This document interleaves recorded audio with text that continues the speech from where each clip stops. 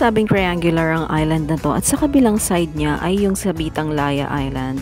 Pero kinapos na kami sa oras at di na nakarating sa Sabitang Laya. Alam nyo, after ng Cabanilad, pangalawa ang island na to na naka-starstruck talaga sa akin. Para siyang isla na hindi pinupuntahan ng mga tao.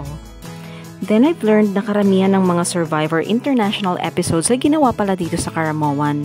Sobrang nahuhumaling daw talaga kasi yung ibang nationalities dito, lalo na it gives you the wild or lost island vibes.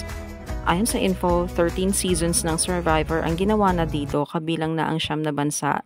Isa na rito ang US noong 2012, Israel noong 2009 Season 3, Serbia noong 2009, Bulgaria noong 2009, Sweden noong 2017 at 2018, France noong 2008, India noong 2011, Czech Republic noong 2017 at 2018 at Romania noong 2016.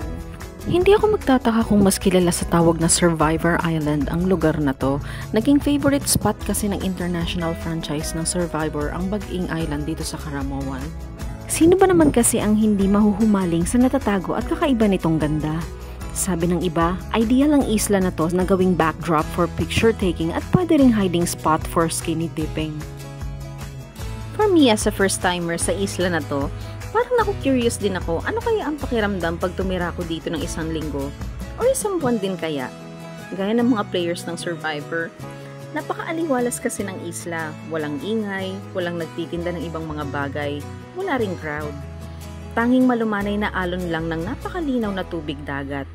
Kapag naglakad-lakad ka naman, tahimik at makapal na gubat naman ang sasalubong sayo. Wala kaming sinayang na oras pagdating namin dito.